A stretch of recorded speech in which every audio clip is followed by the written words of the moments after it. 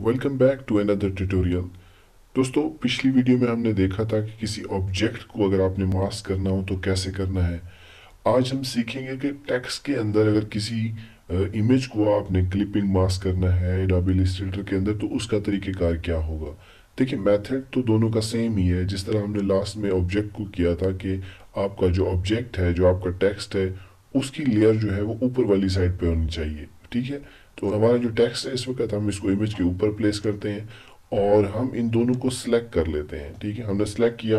अगर इसको जूम करके मैं आपको चेक कर रहा हूँ तो आप देख सकते हैं ये दोनों जो है ये सिलेक्शन की लाइन आ रही है, इसके ऊपर भी सिलेक्शन जो पॉइंट है वो आ चुके हैं। तो इन दोनों को आपने सेलेक्ट कर लेना है।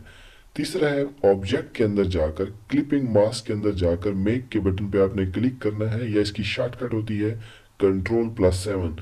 तो जैसे ही आप इस पर क्लिक करेंगे आपकी इमेज जो है वो कन्वर्ट हो जाएगी आपके टेक्स्ट के अंदर।